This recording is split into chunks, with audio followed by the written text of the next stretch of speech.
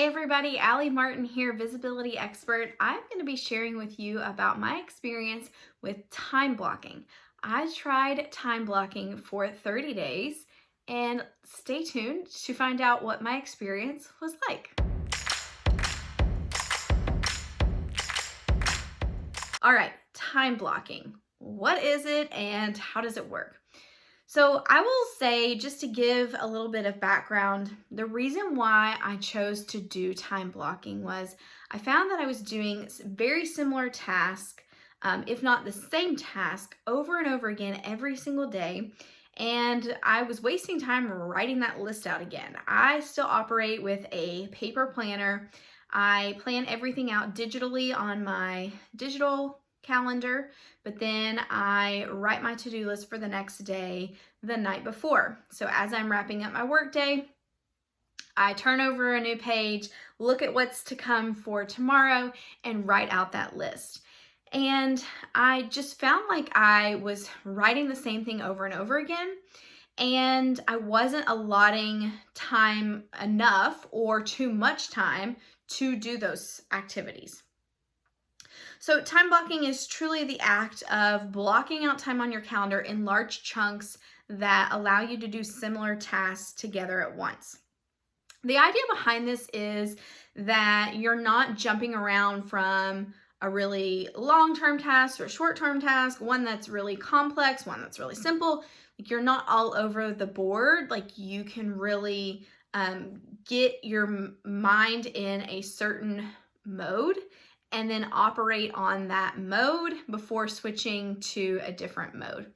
And I really like this because a lot of my tasks at the beginning of the day are checking on my social media clients, checking on my own social media, wishing happy birthdays on Facebook. Like, there is a certain number of just really quick 5-minute tasks that I'm having to do every morning whenever I log into my computer.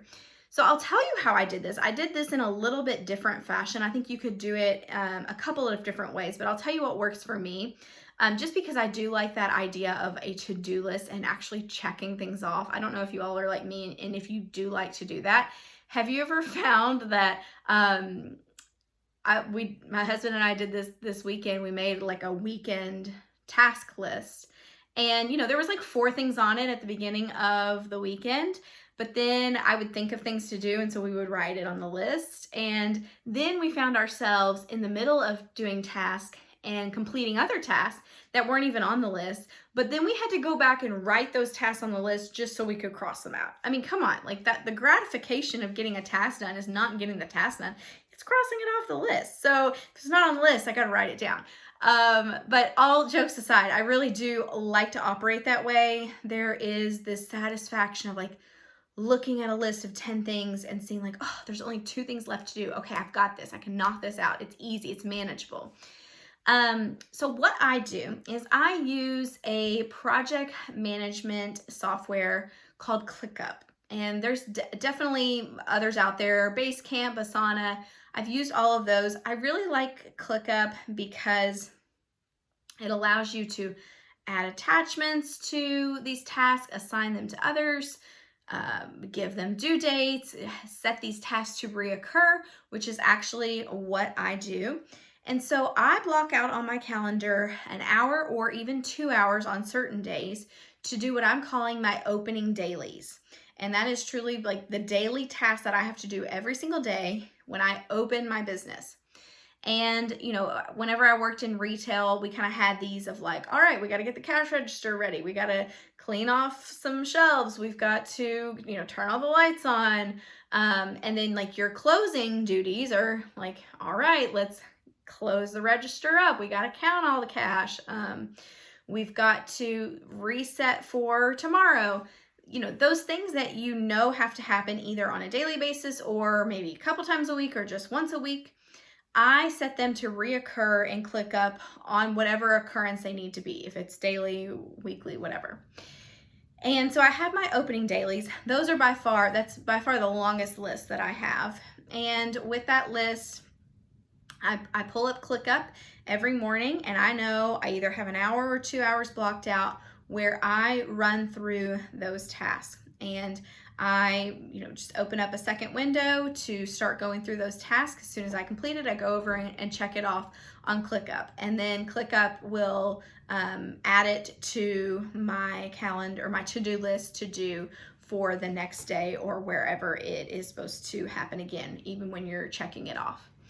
And I really, really like this because it's almost become like a little challenge with myself, where if I do only have an hour and I'm working with a pretty long opening daily list, I'm like, okay, got to crank through this, stay focused. And it's just kind of like this short amount of time that you have to stay on point with your tasks so that you can knock them out and get through it.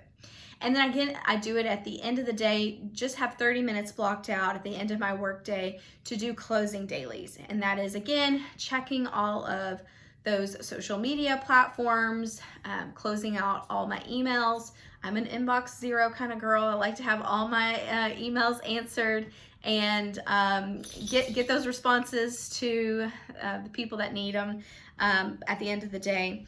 And then I sit down and make my calendar, my planner list of what my schedule looks like for the next day.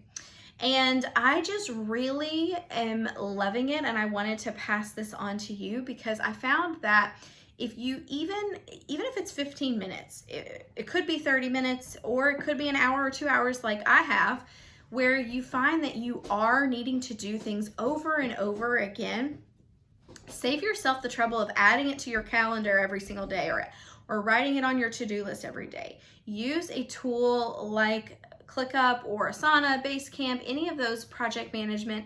Even Todoist is truly like just a digital to-do list. But I think that could probably give you the same satisfaction, and it's nice because those can reoccur as well. But really, this idea that I'm focused on those short tasks, and as soon as those are done, then I have the longer tasks on my calendar blocked out, ready to go, that I can dive into. I don't feel like I have anything outstanding. There's nothing like holding over my head where I'm like, oh, I know I need to get to that today. And then before I know it, the day is over. I also like it because I used to leave my calendar completely open to where people could book calls right at the beginning of my workday. And so I would come down, go to my office, and then I would have a call very first thing. Well, then I felt like I started the workday in a panic because I did have all of these emails in my inbox that were unanswered. I still hadn't checked social media, so who knows what had happened overnight. There's just too many things that I felt like were swirling around in my head, and I would much rather use that brain power on client work than be worrying about things that I can totally prevent. So just starting the day and ending the day really feels like this closure. I also feel really good because it's allowed me to, this could be perceived in a couple different ways, but because I have that time blocked out on my calendar, it's actually shortened the number of hours that I can block out to work on project work. But it's been a good thing because I am actually getting through my entire to-do list every day. I was one of those people, I would write 20 things down on my to-do list, and then I'd only get through 4 of them, and I would feel so bad writing my to-do list for the next day, carrying over those other 16 items that I never even got to. So this idea that my to-do list is relatively short when I'm writing it down, opening dailies, and then at the end of the day, my closing dailies, and then maybe 2 or 3 blocks of time where I am truly working on that client work. I'm able to stay focused because I'm like, okay, I've got 3 things to do at this point, and easy to knock those out and feel really good about it at the end of the day and say, I know tomorrow's a fresh day, and I'm not carrying anything over into that. So I really just wanted to share my experience with time blocking with you because I know it's one of those things we hear a lot about, but it does take an adjustment shift. I block out, my calendar books up very far out. That is because I have a lot of reoccurring client calls.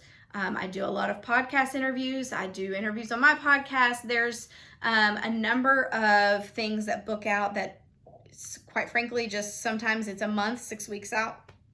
So I actually started this in June, and I made that commitment to myself, I believe, in April. And I looked ahead and said, okay, it looks like, I kind of wanted to get through that Memorial Day weekend and week where it's kind of funky, and I knew things were going to be shifted around, but then I knew I could commit to June 1st. And so I just went ahead and even in April, jumped to June on my calendar and started blocking out that time proactively so that no calls could get booked. I wasn't going to book something. And then whenever it rolled around, it was just an automatic thing. And I had my ClickUp to-do list ready to go for me to work through. It was also nice because I actually thought of a ton of more things to add to that to-do list, either my opening or my closing, as I went through the 6 weeks leading up to starting the time blocking, just because some certain things would pop up that I would say like, oh, I'm only doing this once a week, or I'm actually only doing this once a month. But I could still go ahead and add it to that so I wasn't forgetting anything. So I felt like I had a really good list to start with because I'd had a lot of time to consider it. So if you've been considering time blocking, I want to encourage you to give it a shot, especially if you are type A like me and like to operate on a schedule and feel like you will keep yourself accountable to those tasks that you have at hand. But I'm curious, if you have any questions about time blocking, drop them in the comments so that I can answer those for you. If you're watching on YouTube, if you are listening to the podcast, send me a DM on Instagram at the Allie Martin. Be really curious to hear what your experience has been like, or if this is something you want to try in the future. Otherwise, make sure you subscribe to either the YouTube channel or the podcast so you do not miss the next time I check in with you. Talk to you soon. Bye.